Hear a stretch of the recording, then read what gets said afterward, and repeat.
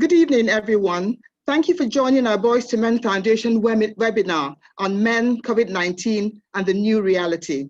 I'd like to start by introducing myself, talk a little about the foundation, and then introduce our speakers for this evening. My name is Ifeoma Edigbe, and I'm the founder and executive vice chairman of Boys to Men Foundation.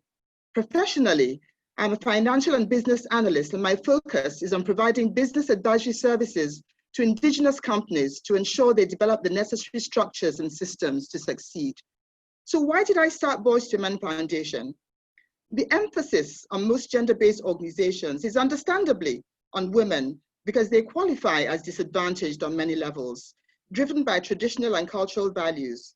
These organizations are focused on achieving parity by supporting women using various interventions.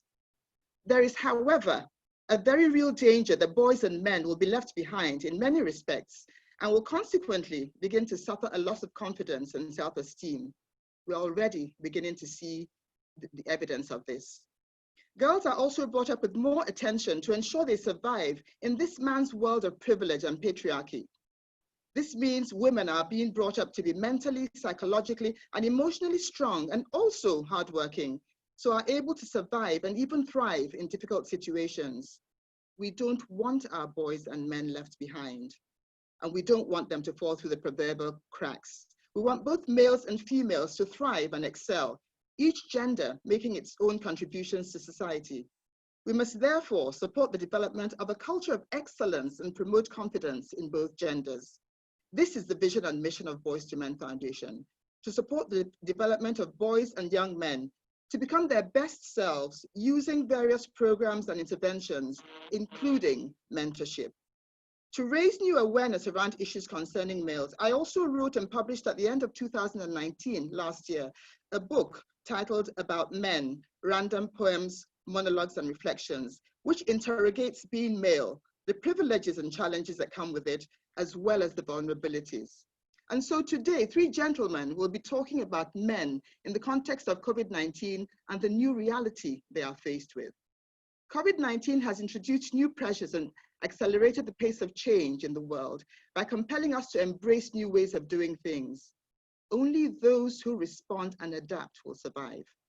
Agile is the new buzzword. The pandemic, whilst a threat to everyone, impacts differently on men and women. For example, more men are at risk from COVID-19. The data shows that 60 to 70% of deaths from COVID are males. This is very significant and has social, economic, and demographic ramifications, which themselves impact on other areas of life. So what are some of these implications for men and society? Henry Bassi, David Hundeyi, and Amechi Okobi will be having what promises to be a really interesting conversation about this. Let me introduce them to you. Henry Bassi is the founder and CEO of DigiBrands Limited and Green Hub Africa. He's a seasoned marketing, branding, and communications C-suite executive with over 24 years experience in diverse international markets and industries. He has left a lasting impact with those he has interacted with in his field of work and delivered market share growth for brands like Emirates, Coca-Cola, Unilever, and Sterling Bank, just to name a few. He also has won several awards, including awards for local brand campaigns on CNN International. Henry recently launched an environmental sustainability marketing platform, Green Hub Africa, with multinational partners. David Hundeyi is a writer and journalist whose work has appeared on international media platforms, such as the New Yorker magazine, Washington Post, CNN, and Netflix. In 2019, he was nominated by the US Department of State for the Edward Murrow Program for Journalists under the International Visitors Leadership Program. And last but not the least at all, Amechi Okobi is a marketing and communications professional. He possesses almost 25 years of marketing experience that cuts across brand management, market growth and strategy, reputation management, public relations, and business consulting. He was awarded the Corporate Communications Professional in 2017 and is currently the Group Head of Corporate Communications at Access Bank PLC.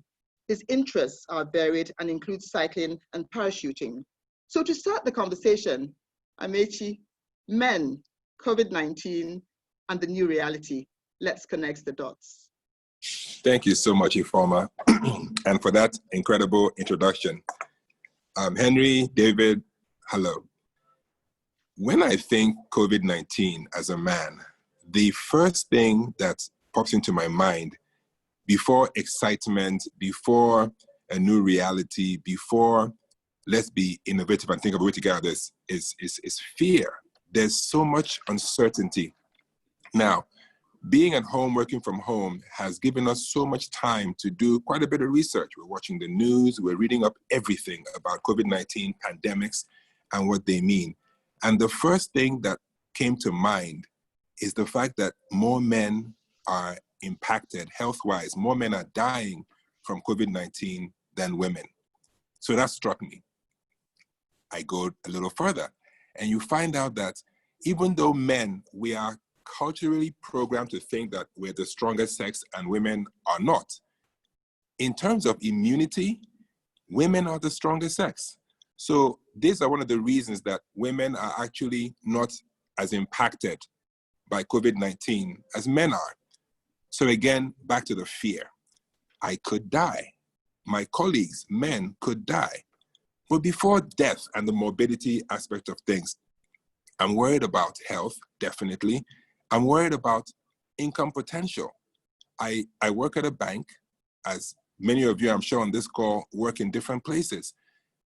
There are going to be incredible changes in where we work. The fact that we can work at home means that a lot of people don't have to come to the office anymore.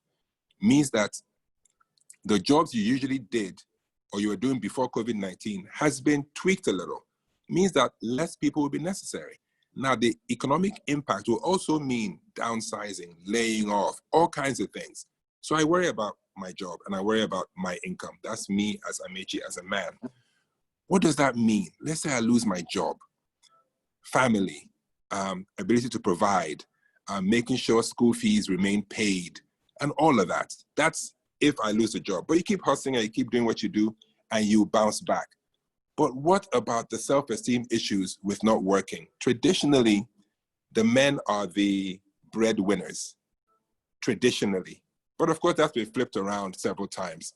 But every man is worrying, okay, if I cannot provide, what does that mean for my family? So these are things that scare the heck out of me and keep me up at night. Now, let's say I have job security, as many of us do, but there is no gainsaying that things could flip at the drop of a hat very easily. So I now start worrying about the fact that you need to be innovative or be gone. So where I'm working, my mind is now, how do I stay relevant? How do I stay bringing value to where I work? And this could be in the bank, it could be anywhere any man works. How do you keep on producing and bringing value to make sure that you remain relevant? So this is also keeping me up at night. Now, I also worry that if something were to happen to me, in terms of loss of income or in terms of health, death and dying, what happens to the family I leave behind? Both my external family and my immediate family. So these things worry me tremendously. So COVID-19 is, the concept is exciting because it brings a whole new way of thinking. We're working from home, we're more digital, we're closer to loved ones because being stuck at home with your wife, your children brings you a little closer in many cases. But there's the downside, and that's the part that scares me senseless. But I want to have this conversation with my colleagues here, and let's just see what are our fears, what we can do, how we can mitigate the fears, and take it from there. Yeah, thank you very much, Amechi. That's the very interesting angles you came from. And I think that just looking at all the issues you touched on, I mean, it's a whole gamut. There's job security, there's health, there's self-esteem, and these are critical issues that men deal with on a regular basis. For me, as I think about it, just as I was preparing for this session, I thought to myself, how do you stay relevant? The question you asked. Clearly, the fact that we need to be adaptable is very clear. The need to be flexible, the need to recognize that there are signs that are coming up where people need to change how they work. And so even in adjusting how we work, the ability to constantly add value is one thing that struck me. Because with all the doom and gloom, there are still opportunities. And there are people actually looking out for those opportunities. And the first movers will gain. So with all the doom and the gloom, the people who are looking out for opportunities are clearly going to see those opportunities and tap into them. Thanks, Henry, and thanks, Amici. My immediate concern from the point of view of, so Amici is sort of a mid-career professional, or should I say senior professional. I'm more toward the other end of the spectrum. So I started my working career maybe 9-10 years ago. So in many respects, I'm not quite entry level, but I'm not quite mid-career yet. And this year was supposed to be the year where a lot of things were going to change. There was a transition that was in the process of happening. I remember I had a couple of job offers, even outside the country. I had a lot of things lined up. And then COVID-19 happened, and everything just seemed to evaporate almost overnight. So from the point of view of a 30-year-old man who maybe is planning to start a family, or maybe already has a family and is just starting to build a career to, into the sort of machine that he wants to be, COVID-19 is more than just a risk. It's more than just something you're worried about. It's a disaster in many ways. So, obviously for me personally, it wasn't actually a disaster because, I had options, but for a lot of people that I know, it wasn't that simple. So COVID-19, to break through the doom and the gloom, obviously it's not just that negative thing. There's also there's also an implicit opportunity. For me, the opportunity that I discovered was that the remote economy is a lot bigger than many of us gave it credit for, especially in this part of the world where culturally we're used to waking up at a certain time and going to an office and sitting down for 8 hours. But a couple of people I know who were adversely affected by the outbreak, their incomes, they suffered loss of income and things like that because either they lost their jobs or they were furloughed at work. They discovered the gig economy, the online, what's the word now? The online freelance economy. And they've actually been able to grow their incomes in some cases beyond what it was before the outbreak started. So from an economic point of view, COVID-19 has presented my sort of age group of men with a new paradigm, with a new set of opportunities. From an emotional and psychological point of view, to be honest, perfectly honest, I'm probably not the best person to ask because I'm still in that age, sort of younger age bracket where men around this age are still, we're not yet that comfortable with sort of analyzing ourselves and putting our feelings and acknowledging our feelings, putting them down in writing, much less telling other people. So I think it's probably someone like Amici who is qualified to do this sort of self-analysis because he has achieved that sort of maturity that it takes. So, but I can only speak from my point of view that I personally, I found it very hard, especially the lockdown period, because I locked down alone, all alone. I had nobody with me, no family, no friends, nothing. And there was a period where I didn't see another human being for about 2 weeks. And I didn't realize how much of an emotional toll that can take on you.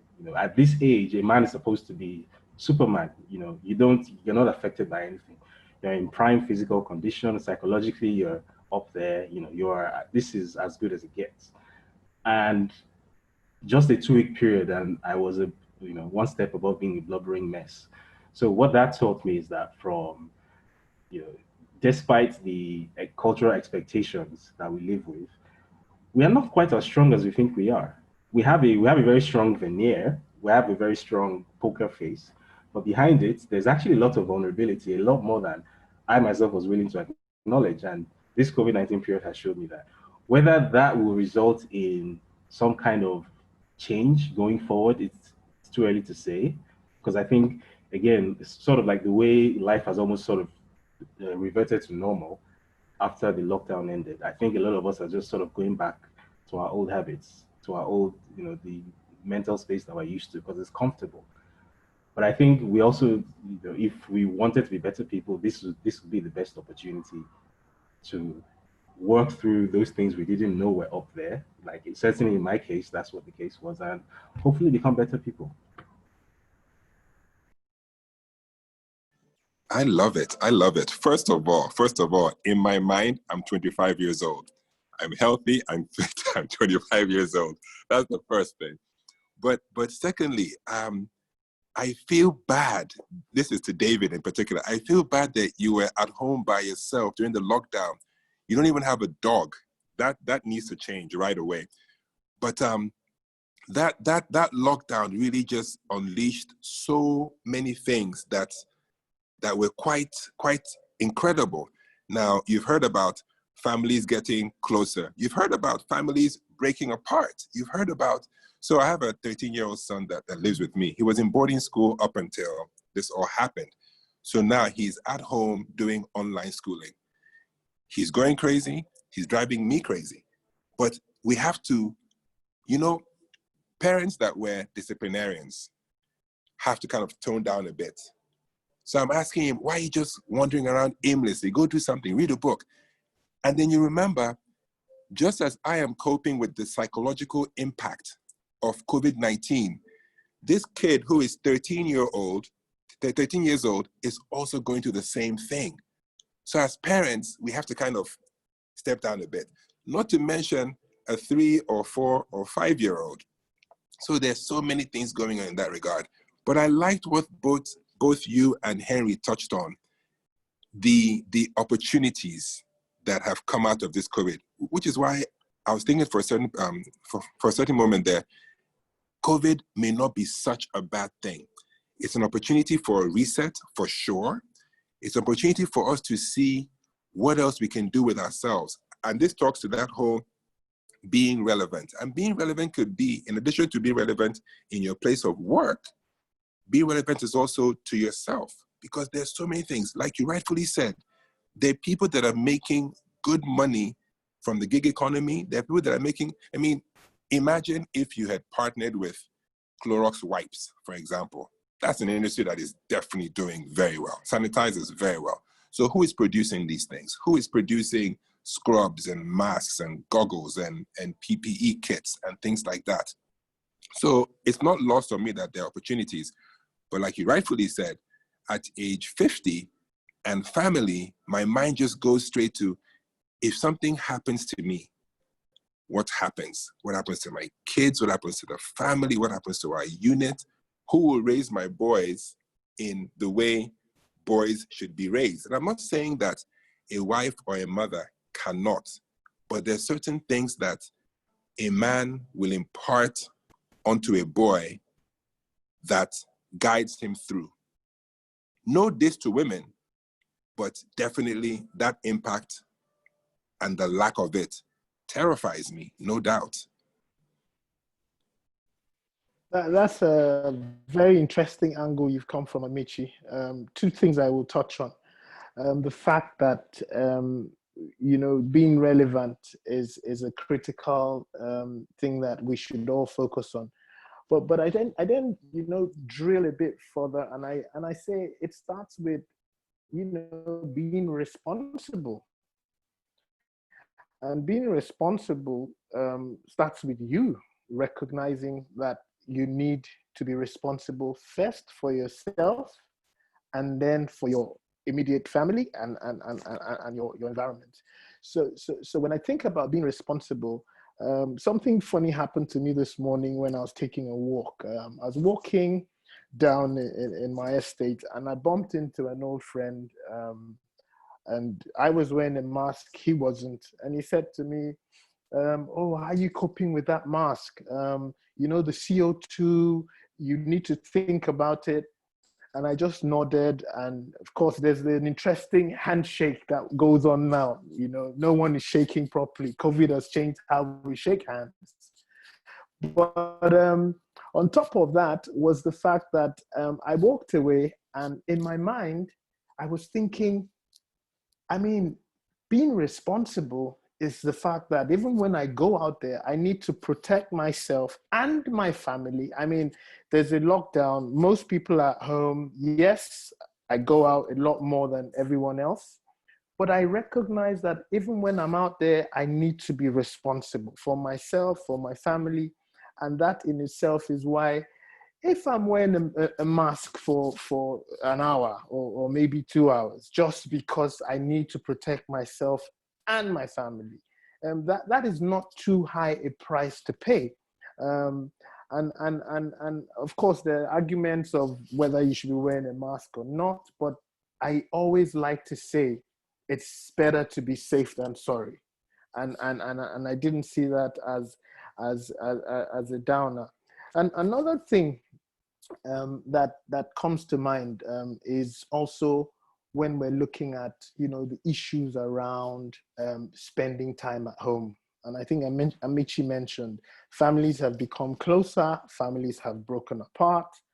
But then when you spend time at home, when you're closer to family, there are many things that just from that proximity come out of it. And if we recognize that we're not spending the hours that we used to spend in traffic, running from one meeting to another, then it's really about thinking about how to make the most of it.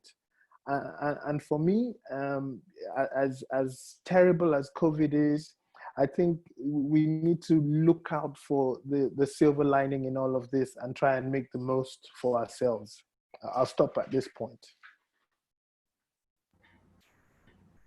I think the only thing there is to add to that is from the point of view of this sort of hyper ambitious young male culture that obviously doesn't just exist in Nigeria. It's a global thing. This period has it's been a period that has made us sort of re-examine our priorities and re-examine why we want to achieve certain things. So personally, because again, I can only speak for myself to a large extent. All the plans that I have that sort of went with the wind when the lockdown happened and when COVID-19 became a global topic of discussion, I realized that life didn't necessarily get worse for me. It wasn't as if I lost out on anything per se. It was more the case that a bunch of things that I wanted didn't happen. So I remember I had paid for a flat in Accra because I was supposed to move to Accra, and that didn't happen because then the Ghanaian government started getting really funny about letting Nigerians in to the country. So I had to kind of stay in Nigeria, and then the interview I was supposed to attend in Abu Dhabi, then that was cancelled. Then there was a conference in Addis Ababa, then that was cancelled, and everything just went one after the other. And I realized that why I was upset wasn't really because my life was going to be necessarily going to get better if these things had happened, although that would have been the case. But why I was upset was that there were a bunch of announcements that I was hoping to get to make that I didn't make.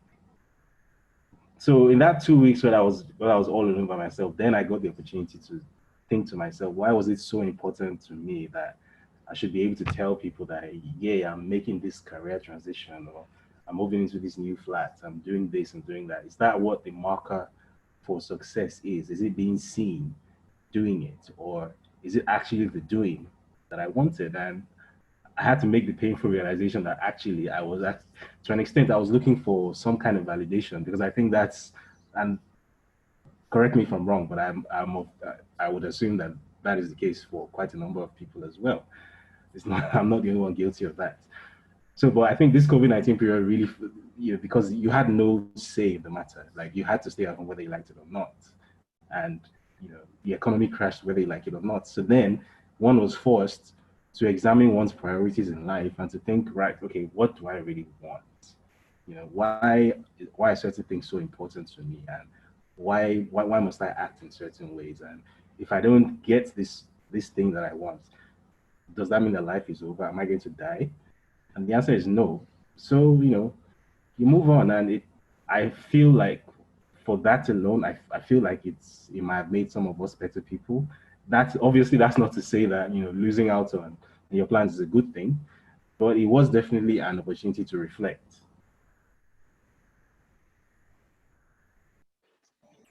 There's no doubt that that validation thing, first of all, is for sure a man thing. Second of all, it's been said that something did not happen unless somebody else sees it happen. So you can be worth a million, whatever it is, your favorite currency. You could have achieved A, B, C, D, E. Unless somebody is there to see it, acknowledge it, and of course, in this social media world, amplify it and talk about it, has it really happened? So it's not necessarily a bad thing. I'm saying you said it was a bad thing, but it's not a bad thing to want that validation. But for sure, COVID-19 has, like I said, it's a massive reset. It's a slap in the face. What is really important? I was talking to a friend of mine this afternoon, and he said the first thing that's hit him about COVID-19 is that all these nice suits he got for a promotion he just got, he's probably not going to get to wear them. And he made, from knowing this guy, do I know him, he probably got about 10, 15 suits just ready for action. But if you look at me now, first of all, I'm at work, I'm wearing a casual shirt and I'm wearing pants, no tie, no jacket.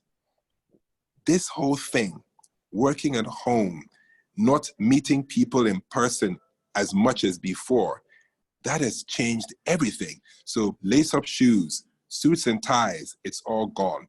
So COVID is making us rethink what is really important. Now you said to yourself that you're about to make an announcement. Is that important anymore? No, not so much. When we look at what's important, you're thinking in terms of, first of all, the materialism that has ruled us for so long is kind of falling by the wayside. So designer clothing, all the different things that were an outward show of success and wealth and all these things, those things are gone. Right now, there's a real confirmation of the fact that health is wealth. Are you alive to start with?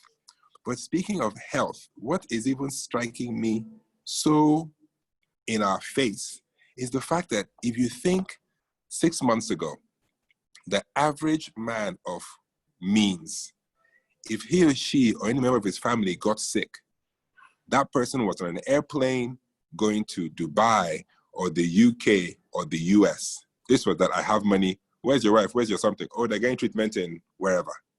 That's all dead. So what does that say? COVID-19 has said, first and foremost, we need to fix our health care. Definitely, because nobody's going anywhere. And even after the lockdown is completely relaxed, whenever that will be, sometime in 2024, when that happens, people will still be kind of skeptical about letting you into their country without quarantining you for 2 weeks.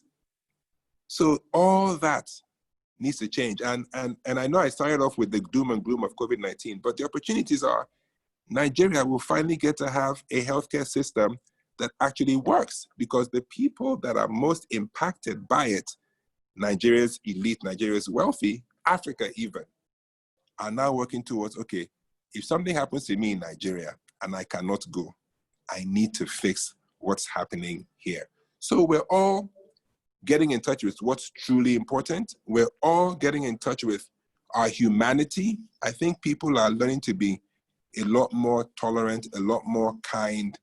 I love the fact that as we're sitting here talking, I can see as many of you on this call as possible. So regular phone calls now have to have more meaning. When you ask someone, how are you doing? You need to mean, how are you doing really? And start to engage much better. So I'm liking the humanity aspect that COVID-19 brings to the table.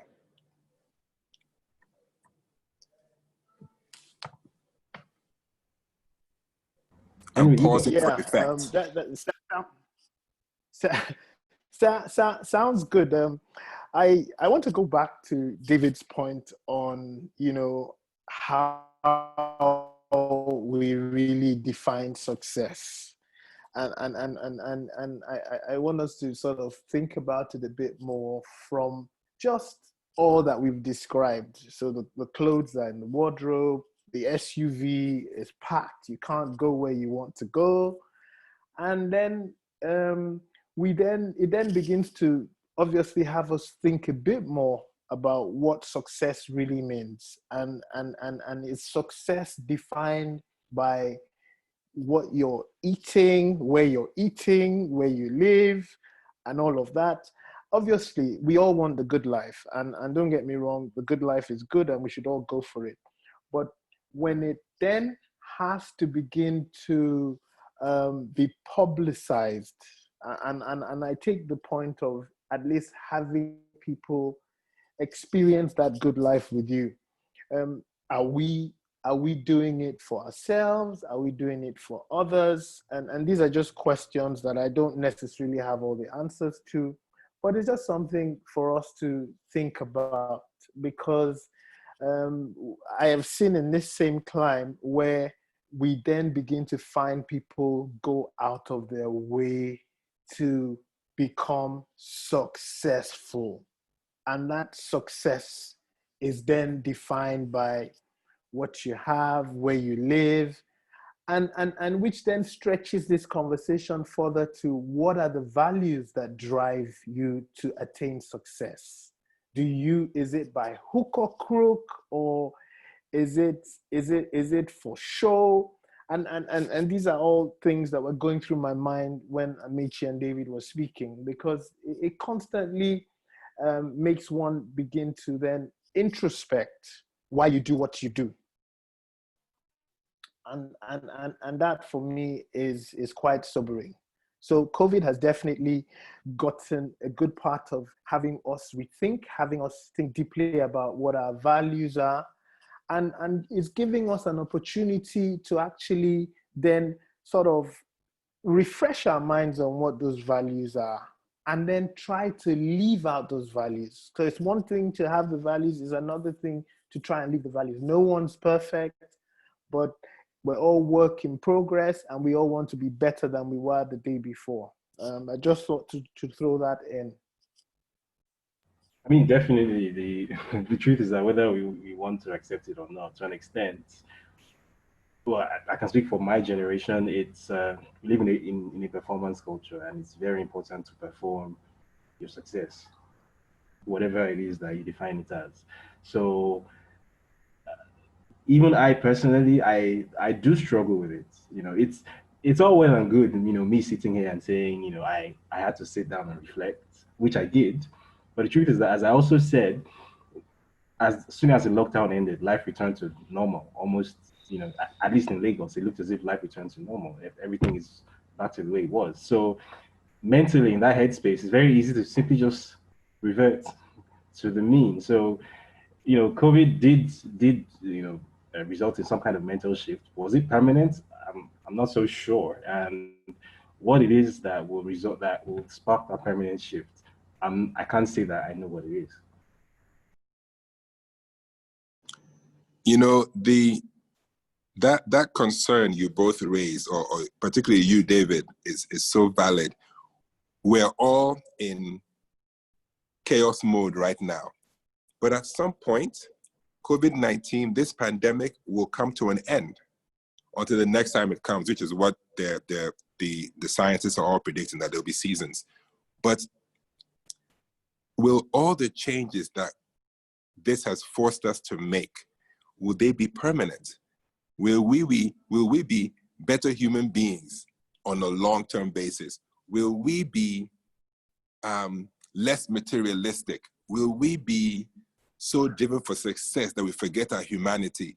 Will we kind of go back to being Nigerians and doing all the things that make us Nigerians, which are some of the negatives? Definitely, there are plenty, and some of the positives. And I think about that, and I think it's something that each individual should ask him or herself, because it's a chance for us. So for example, I work in a bank, and with a bank, you're offering online transacting. So you can transact through your telephone, through an iPad, and all of that. This is the way of the future, and COVID-19 has pretty much made sure that everyone knows that you can track that you can transact that way. I pray that when COVID-19 is over, Nigerians don't go back to, well, I missed my branch, I want to go back in. Now that's on a work, career, banking level. But as human beings, if you have adopted a better way of doing things, a better way of living, a better way of expressing yourself, something as simple, like I said earlier, as asking someone, how are you doing really? And actually sitting and waiting for the answer and listening to the answer versus waiting for your turn to speak, or versus just, how are you doing? Okay, fine. And in your mind, you've already hit fine and you're already moving. That has changed. More people are telling me more and more, let's actually talk about how you feel. So these are behaviors that, for me personally, I intend to continue living. And when we talk about values and things you pass on to your children, I do want to pass this on to my sons and my nieces and my nephews, so that COVID-19 leaves us better. It would be such a shame if this was God's experiment, which a lot of people are calling this, to actually make us better human beings, make us reprioritize, make us experience a full-on paradigm shift. It would be such a shame if, when it's all over, in 1 month, 2 months, 3 months, a year, we go back to the way things were. Look at the US and the whole racism issue. Let's say this thing now, they're in the moment in their lives where things will change. People are saying, yeah, well, no problem. 6 months from now, they're back to normal. So I'm for taking COVID-19, the good parts of it, and redefining who I am and how I interact going forward. And the prayer is that everyone does the same, because ultimately we want this to be a better world for our children, for young men and women coming up behind us. So I join you, David, but mine is a very ardent prayer that the positive changes we make as human beings, we continue living them as we go forward. Oh, and by the way, I'm so sorry, Henry, I know you're about to say something. You talked about masks. Masks are driving me insane. Now, I know it keeps us alive. I know it keeps our loved ones alive, but have you ever felt that when you get into your car and you just tear that mask off? Because I'm like, it's been on for hours and I just want to breathe normal, regular air. But we have to cope with it. It's the new thing. The elbow bump you did, after this, I'm not shaking hands anymore. The Japanese had a fantastic idea when they're just nodding and bowing. That's my new thing now, because very soon I don't want to touch you. I'm just going to nod and respectfully bow. But there's so many changes, and yes, we can make light of it, but it's an amazing time we live in. And how we deal with it now is really how generations to come after us will deal with it and continue. Yeah, I want to quickly ask a question to oh, sorry, I don't know what's going on with my voice today. I want to ask a question to both of you guys quickly. During the lockdown period, did you find yourself in a headspace where you were, I don't want to use the word depressed, but you just found yourself sort of drifting and you weren't quite sure where it was, and maybe the people around you even noticed it, and you just found yourself psychologically sliding and you just weren't quite sure where it was? Because it was my experience that I'm used to being a high traffic person. I always have this appointment, that appointment. In a day, if I have 7 productive hours in a day, I'll spend 2 inside an Uber, because I'm always zipping up and down. Radio appointment here, TV there, this, that. I have this deadline, this article to write. And for the first time, I had nothing to do. I literally had nothing to do. I would have 48 hours that were completely empty. There's nothing to do. And I felt as if, for the first time since I was maybe like a teenager, I had no purpose in life. And it was absolutely horrible. I hated every second of it. And I remember when the president made the announcement that, oh, in a week's time we're lifting the lockdown, I actually like ran around the room like fist bumping and celebrating. It was like Nigeria had scored a goal in the World Cup. You know, that's how. And somehow I suspect that this need, this constant need to be engaged, is something which obviously has been socialized into us. I'm not so sure it's a healthy thing necessarily, because what also then happened was after the lockdown, when I, gladly went and drowned myself in work again, meeting people and just, then I felt really, really ill. I felt really like dreadfully sick, and I ended up spending a week in the hospital with 2 drips, 1 drip in each arm. It was really bad, and I ended up spending a whole ton of money too treating myself, and the doctor's advice was basically you push your body far beyond what it can bear, and as you're getting older, you're going to need to, take cognizance of the fact that you are getting older, and you're not 25 anymore.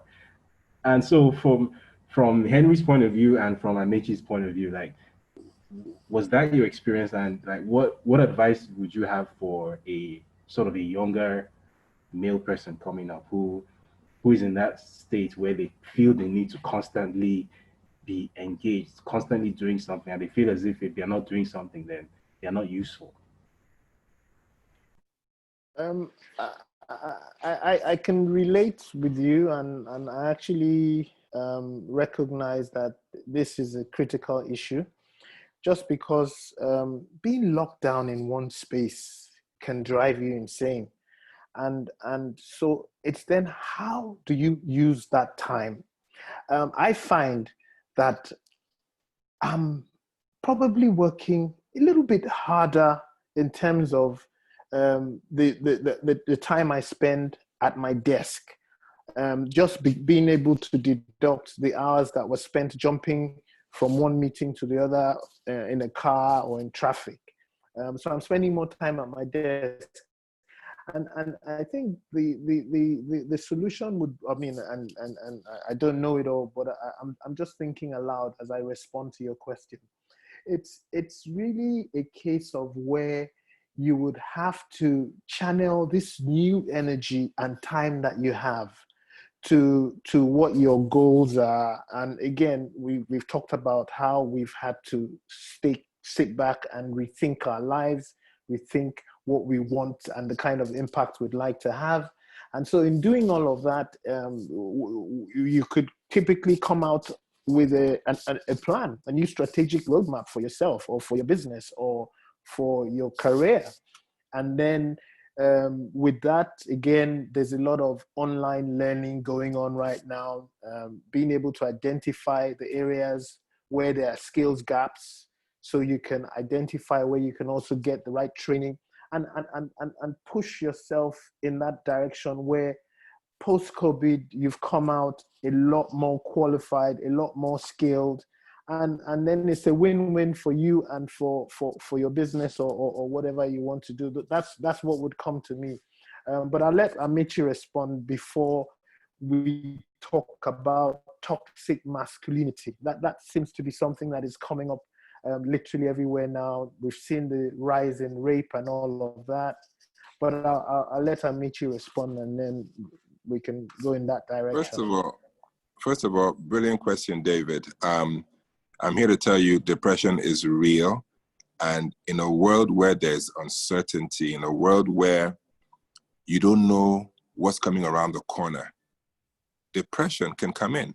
We are social beings.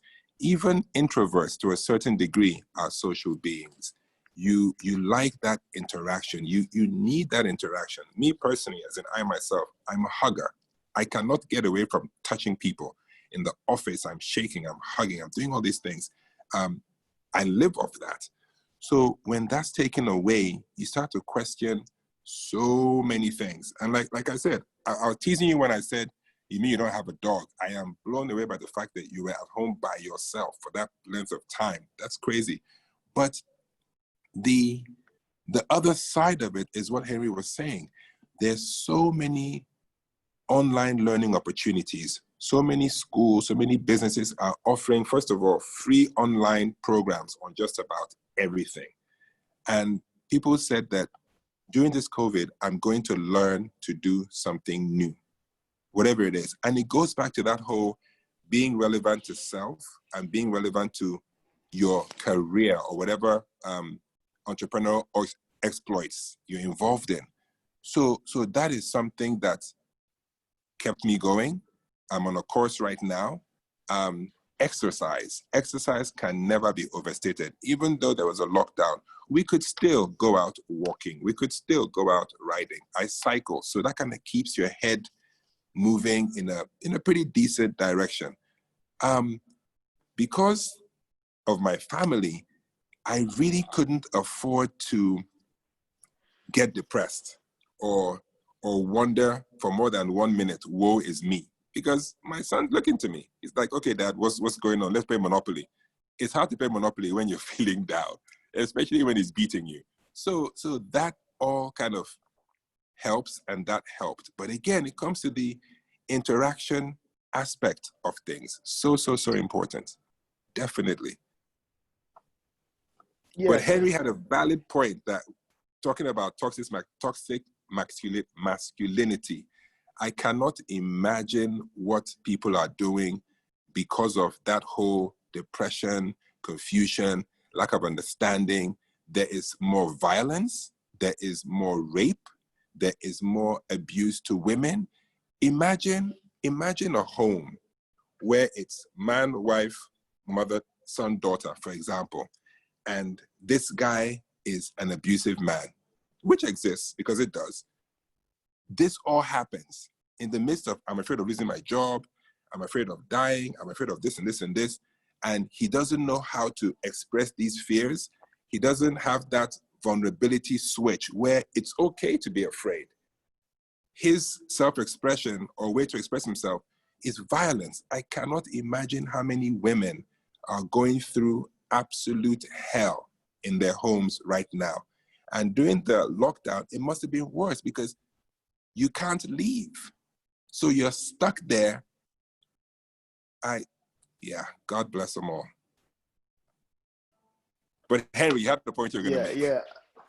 Yeah. So I mean, brilliant point, Amici, because I just think that that whole ego around men and being masculine and being trapped, we're sort of adventurous. We tend to explore, and first of all, you're physically locked down, and then again, to David's point, you can channel that energy in a negative or positive way. You could decide to relax and have a glass of wine, or then push it to become a case of wine, or 2 cases or 3 cases. And then it becomes, alcohol abuse or substance abuse. And that then triggers something else. I mean, I've heard some horrendous cases of rape that have happened within this period. I've heard cases of physical abuse, of real sad issues that have gone on. And it then sort of brings to my mind how we need to have a balance. And you touched on your role, Amici, as being a mentor to your son. And that is profound, because that then also begins to have people think through the issues around the gaps. So your son is lucky to have a father like you. But there are many men. I mean, in preparing for this, I stumbled on statistics that says 19.7 million children in the US live without a father. I mean, that was phenomenal. 1 in 4 kids live without a father. And then 70% of these numbers are actually African American. So when you bring it home to Nigeria, it then also begins to make you imagine what the numbers could look like. And that in itself is then a cause for concern, because beyond the issues of toxic masculinity are the issues where there are gaps in a role model. And even when you recognize that you probably don't have a father figure to mentor you where do you begin to find help? Where do you begin to find the ability to get the right skills? I mean, the Boys to Men Foundation are doing a really, really profound thing with this webinar and with the programs they do, because there are opportunities to get mentors, there are opportunities to also get engaged in conversations that then begin to help you change your mind and change behaviors. But yeah, I mean, it's such a wide breadth of critical issues that need to be addressed to help us all think properly, to be able to be better humans. So then the question I'll then ask is, from the point of view of someone looking at, you know, a fellow man who is having like a really difficult time and is channeling the energy the wrong way. So say, for the sake of example, say you had a neighbor who was beating his wife.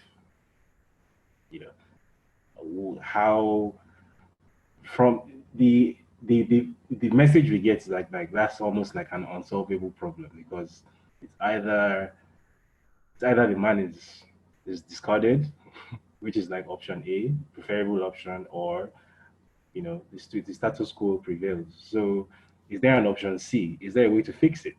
If a man is malfunctioning, so to speak, like he doesn't know how to handle the pressure, which obviously is a thing because many of us do suffer that way. So what then? You know, the first thing I struggle with is that the African mindset around masculinity is that masculinity and vulnerability are mutually exclusive.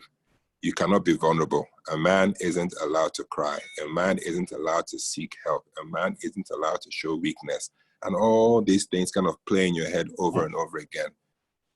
I would love a situation where we can go to psychologists or psychiatrists or a third party. I would love that, because as men, as human beings, we don't have all the solutions. We really don't.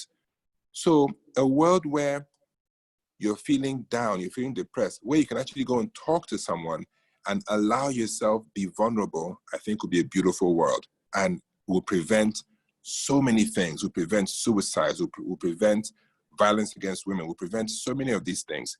So I'd like that. And if every man can resolve to say, forget what society says about what you can and cannot do.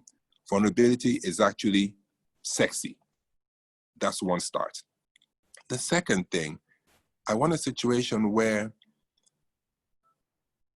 the whole idea of, well, go and fix your marriage, or victim shaming, what did you do wrong? What did you do to make him do this? 9 times out of 10, you didn't. There's no excuse for it. There's no excuse for the kind of violence that we're seeing that comes from the alcoholism, that comes from I'm confused and I'm lost and I'm depressed and I need to lash out at something. It's, if we can stop accepting those things, and by accepting, I don't mean a round of applause for this person, but by accepting is that with our silence, we are complicit. So, David, you talked about the fact that what do you do to a neighbor? What do you say to him? You need to get him out of that situation. You need to have a conversation with him. And you need to give yourself permission to actually get involved. Now, part of our problem is that, oh, that's husband and wife matter, so we cannot get into it. I think that's wrong. That is costing us a lot of lives. Women are actually losing their lives. So we cannot sit by the sidelines and keep quiet. The woman that has a black eye that travels to London for treatment and comes back all fresh-eyed with a new Rolex watch, for example, as by way of apology, all that needs to be looked at. But it comes from just not being able to express yourself as well as you should. And like I said before, I'm not a psychologist, so I can't break into what it is. But one excuse I've heard so many times, when my dad beat my mom, well, this is what I saw growing up. It's no longer an excuse that because your father before you did it, then you must. I disagree with that completely, because you can say to yourself, okay, fine, this is how my father taught me to express myself. Or you can say to yourself, you know what, but my mom was crying every single day. So when I get married or when I engage with a woman, I'm going to be the exact opposite because I don't want to be my father. So there's a lot, it's a massive conversation. It's huge. And it's something that would take a whole lot of time to break into, but everyone has a role to play, men and women. But men need to check themselves, and men need to raise boys to understand how you can and cannot treat a woman, how you can express yourself and how you should not express yourself. So raising boys with that in mind is so very important to me. And that's what I try to do when I deal with my son. Yeah, I wouldn't agree with you anymore, Amici. I totally am aligned to the fact that, you know, when you begin to lift your hand and strike a woman, there are deeper issues that are leading to that. And you see, it's interesting. You also use the analogy of what you see or what you saw at home growing up. It's children learn from more of what they see than what they're told, and that in itself is one of the fundamental issues. Because if you're speaking down or if you're physically assaulting, it might not be far-fetched. Again, yes, there's a role that the woman plays in also managing this. However, I don't think there's any reason why a man should get to that point of physically assaulting. One of the advice that I've seen and I've heard is the walking away and taking time out. And that's something that David, you could, you know, in getting involved, advise whoever is being violent. There's something about leaving the scene and taking time off and coming back. So again, just having these sort of conversations where we're talking about recognizing that men can also be vulnerable, and based on that fact, the be a man, put it in there and stay in there and do not let anybody see you, and all of that is something that needs to be unlearned. And so I think these are sort of fundamental issues that we might need to seek help outside our primary families.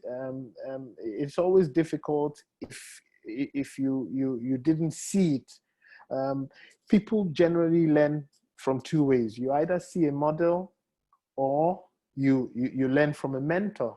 And I think that when you have self-appraised yourself and you find yourself struggling in certain areas, trying to look for a good example could be one step in the right direction.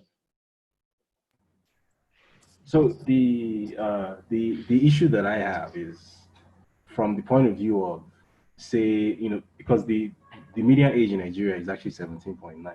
So the typical Nigerian male, if there's such a thing, is actually significantly younger than everyone who is on this call, right? So in my mind, the typical Nigerian male is aged between 18 and 25, because statistically that is the case. And within that age bracket, speaking from my personal experience, was when I saw like how it is that like when you get married, when I was married, certainly that was my experience, you tend to gravitate toward other couples. I tend to believe that it's something similar with age and status and success. So like the way you guys are now, the two other men on this call, your friends are probably people who are kind of like you, because you tend to gravitate toward people that remind you of yourself, people who have similar values. So you're not going to be friends with like an alcoholic, who is like struggling to put his life together, doesn't have a roof over his head. I don't. It's not impossible, but it's unlikely that at this age you'll be friends with that kind of person. But people my age and younger, they are likely to have interactions with people that they grew up with, who are not making the transition to adulthood, shall we say, because adulthood in Nigeria doesn't start from 18. I think it starts from like 25, 26, right? People who are having difficulty making that transition and start making all kinds of self-destructive decisions. I've seen that quite a bit. The peer group that I grew up with, the people who were my friends when I was 16 or 17, there are a lot of them I simply don't have contact with anymore. We've lost contact. And it's not because I don't know how to find them. It's because if I saw them on the street, I wouldn't know what to say to them. I'll probably try and cross the road because I feel embarrassed. There was a guy, I spent a year at, what's it called? Igbinedion University. And there was a guy there who lived in the same hostel with me. Right? Bear in mind, this was a private university, right? School fees then in 2007 was like $500,000. So this guy didn't come from a poor family or anything. I remember I was on Louis Street on Lagos Island last year. I went to drop off someone, and I saw this guy who is like a layabout, like on like a proper like a street guy, like looks like he doesn't have a place to lay his head. And it was this guy, his name is Samson.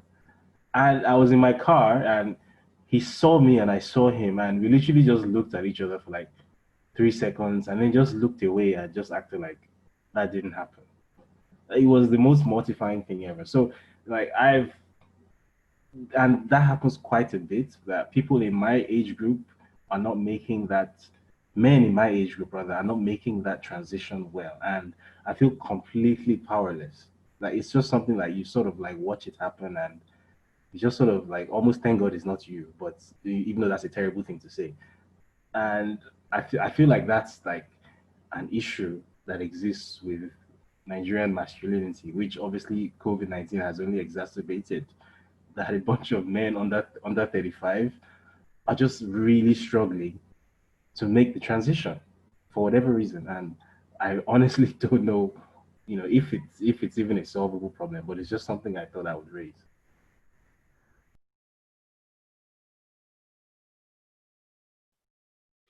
I think you made some brilliant comments there. The question that was going through my head when you were speaking is, so how do we change this narrative? So what do we do? So how do we begin to get these conversations and put these conversations out there and begin to help society sort of rethink certain paradigms that have existed? I mean, the truth of the matter is that the data speaks for itself. Men are imploding. A lot of men are underperforming. The ladies are doing much better career-wise, and even the role reversals that are happening in the homes is also a reality that people need to live with.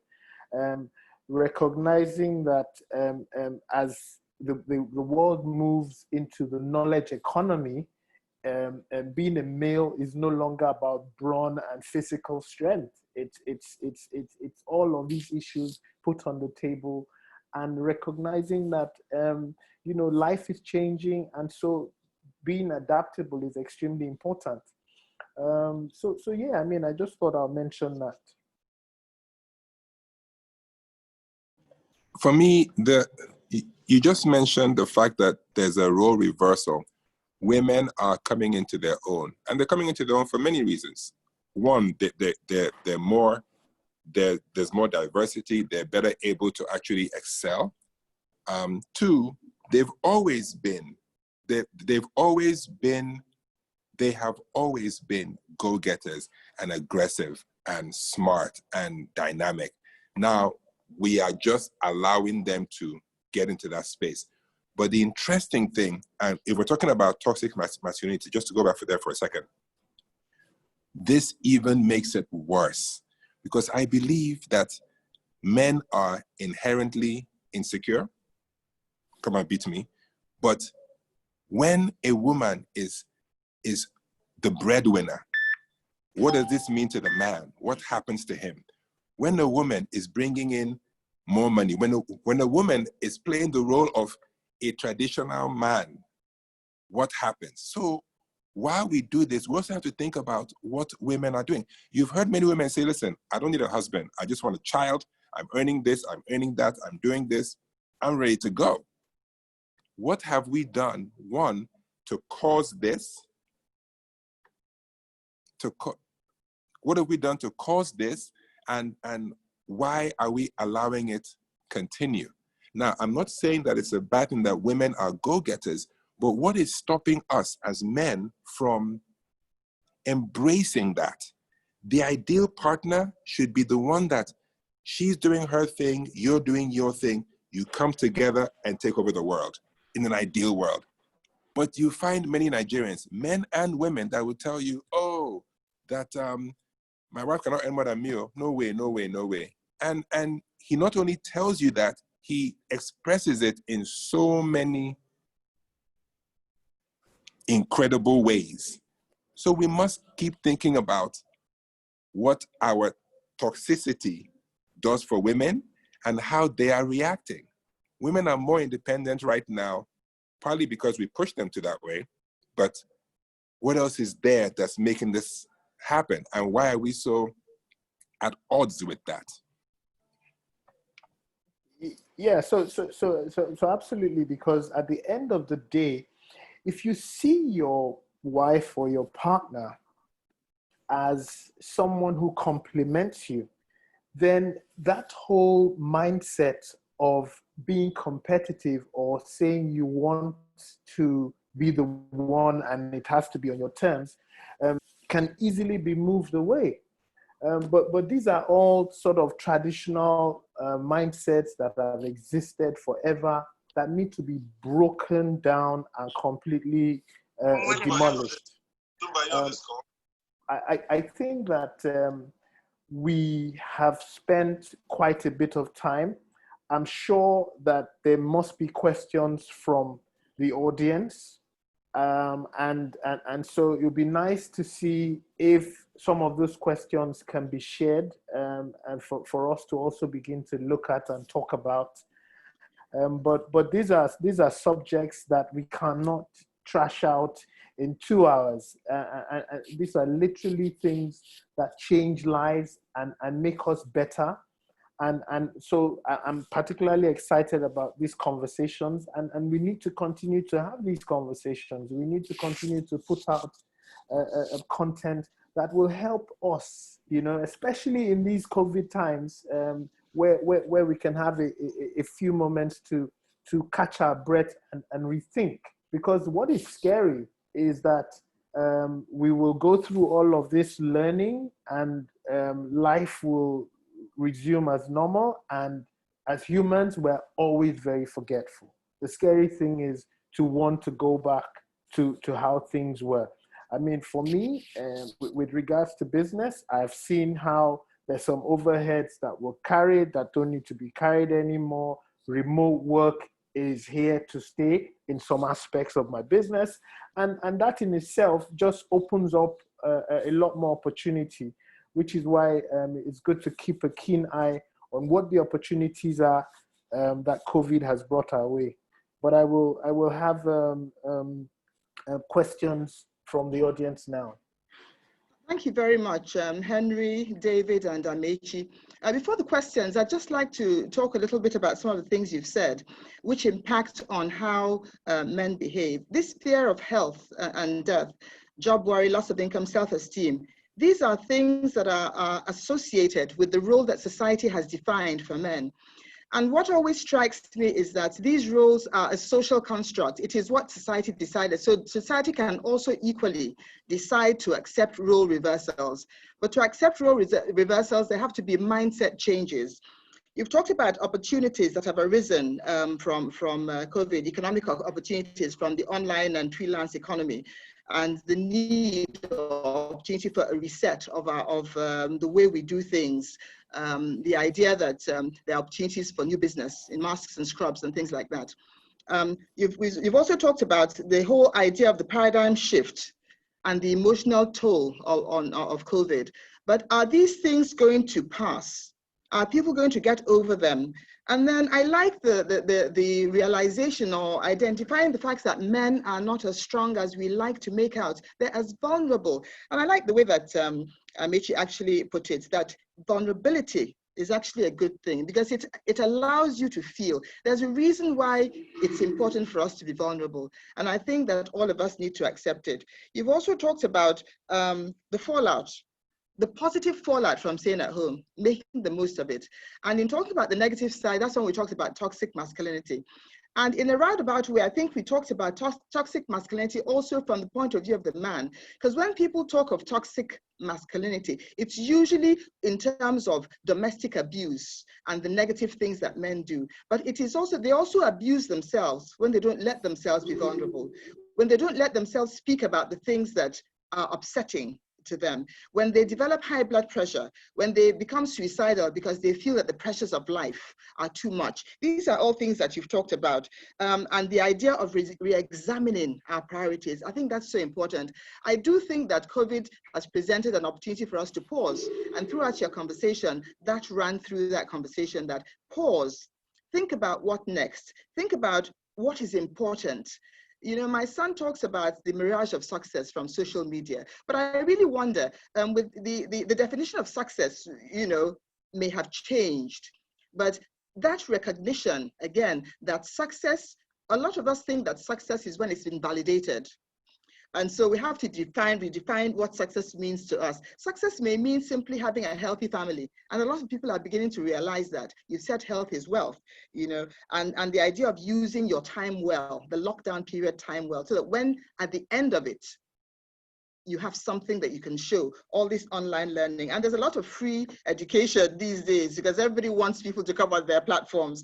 But I think that the psychological fallout is really key. It's something that a lot of men have to look at. And they have to do that, they have to look at how they accept the roles that society has defined for them and whether or not it's working for them. Because, for example, in this COVID period, a man loses his job.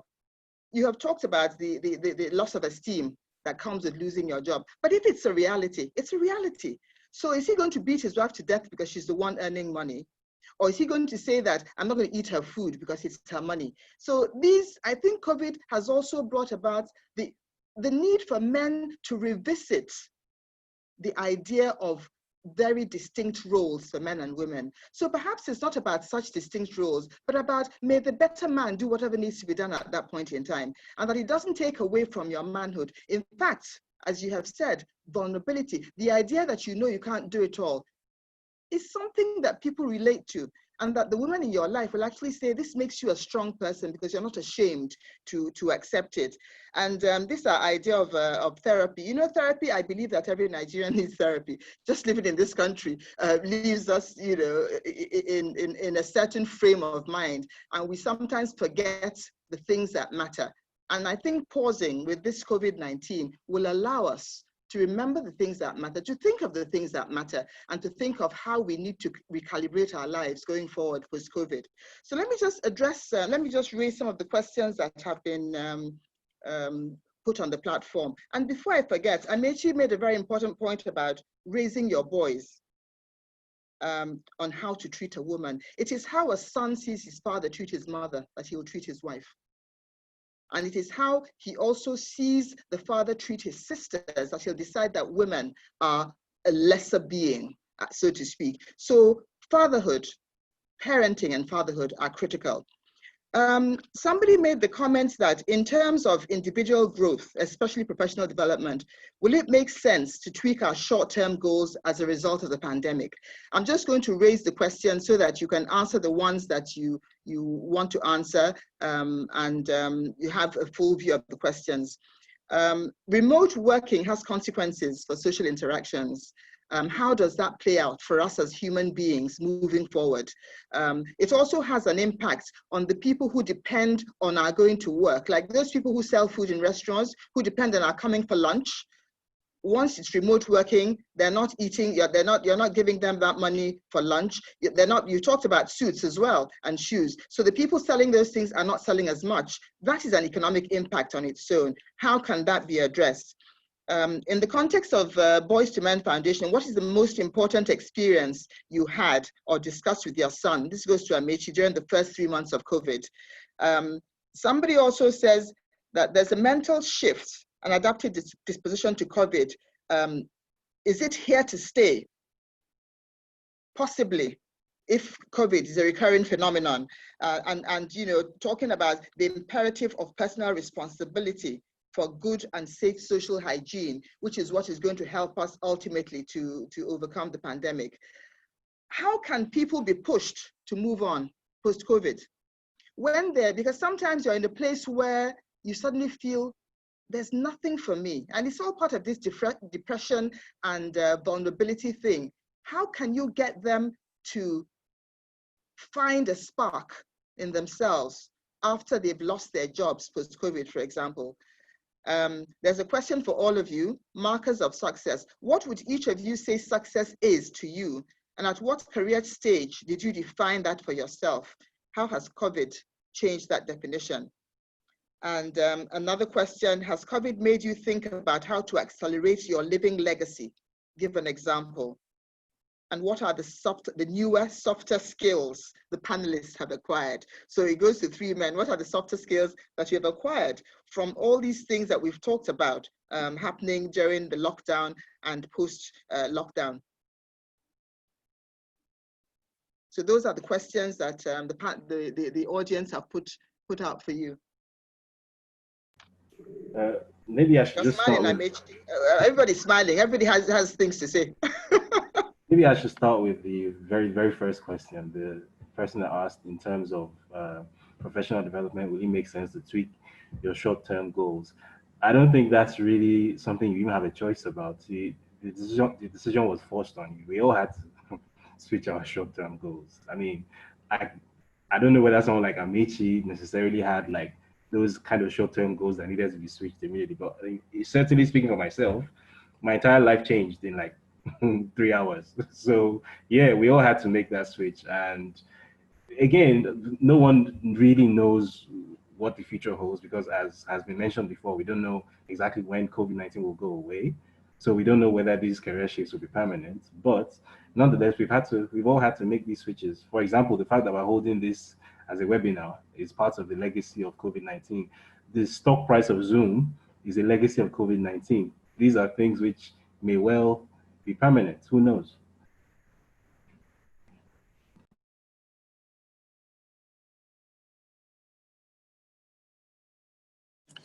So let me talk about softer skills. First, I definitely listen a lot more attentively. Being a communications person, the tendency a lot was for me, quite often was for me to wait for my turn to speak so I could jump in and make a point without really listening to what people were saying. So I was, and I'm working on it, guilty of that, how are you, and jump into what I really want to say before you even tell me how you are. So less selfish is definitely something that COVID has done for me.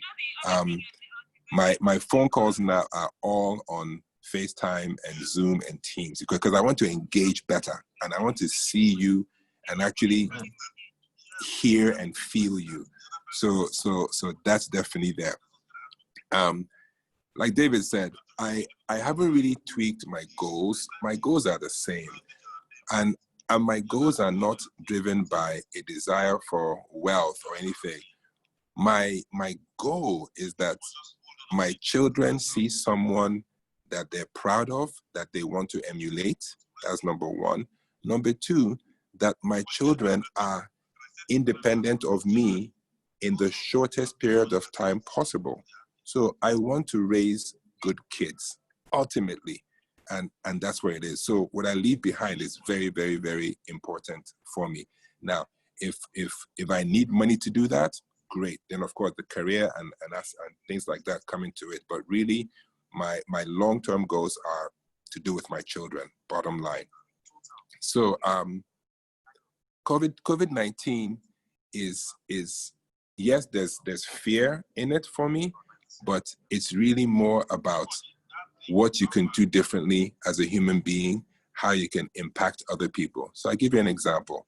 There's an opportunity to be on a team to help deal with the impact of COVID-19, CACOVID, the private sector initiative. And there was an opportunity to jump on that. And I jumped on it because I want to see how can I help. 20 years from now, my kids will ask me, people will ask, what did you do during COVID-19? And I'll be able to say, I actually helped by doing A, B, C, D, E. And these are things that I want my children to see and emulate. We are in such a critical point in our lives where, and I keep saying humanity and kindness and just bringing the best out of each other are so very, very important. And I'm going to keep driving that.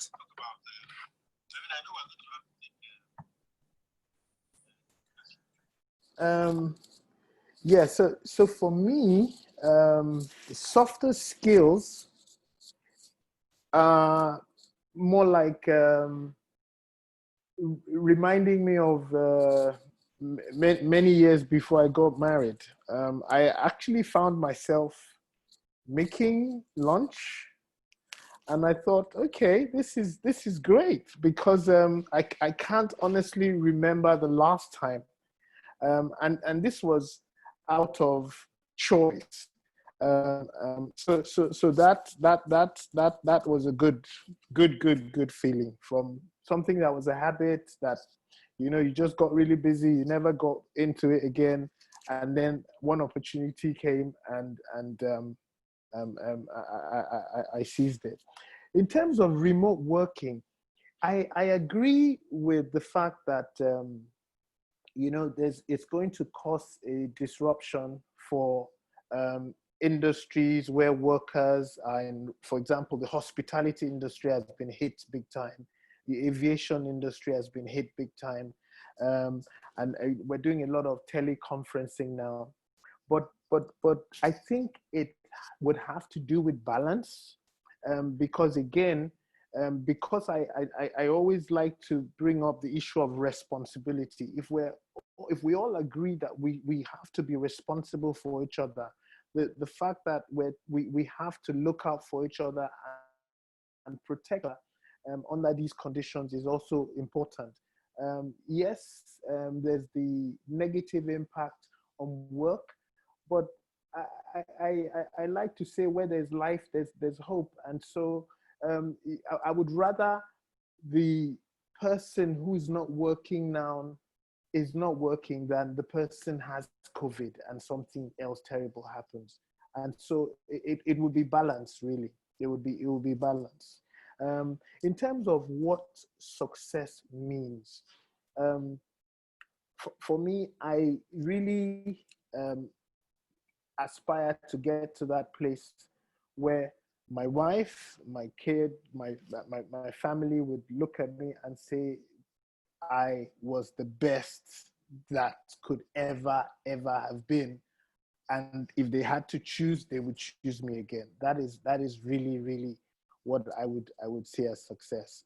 And of course, with staying in a bit more, being a comms person like Amici, listening skills, improving my listening skills has also been a critical aspect to the COVID period.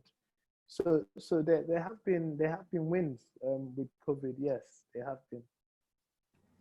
Can I just ask, listening to your answers, would you say that you're men outside of the normal Nigerian experience?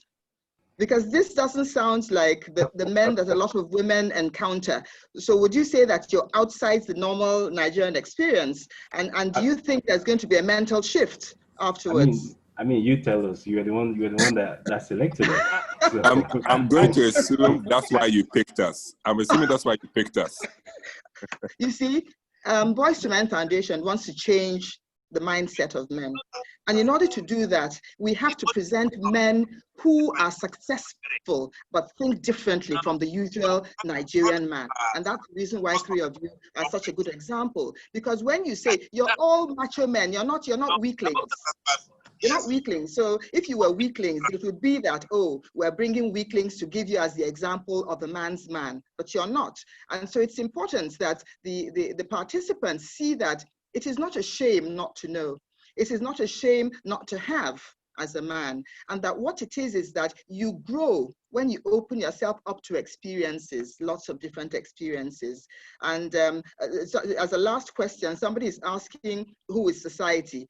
Do you want to answer that question? Who is society? Who wants to take that? Who is society? Society is us. Society is us. The same way you are traffic, it is us. Nothing about those people. No, it's us. Me, you, David, Henry. We are society, and we cannot shirk our responsibility to making the change that we want to see in us. Yes, you talk about, and by the way, incredible compliment to get the three of us on here, and incredible compliment to think that we are what you want to project as the ideal person to do this. So thank you for that. But this is not to say that any man is inherently bad or not good or anything like that. It's just that, how do you want to be treated as a human being? However you'd want to be treated, treat other people that way. And things will start to change. But that whole, someone should change something. Like Michael Jackson said, the man in the mirror, start there. And if we can all start there, I think we're golden. I agree with I think I agree with Amici. I was going to also say that it's an honor to be picked and all the nice things that have been said. But I am no way perfect. I am still trying and striving to be a lot better than I was yesterday. And I think that just from the question about, is this the average Nigerian? I never, ever used to be like this. It has been a journey. I have come full circle, and I continue to strive to be much better. So I just thought to put that out there as well.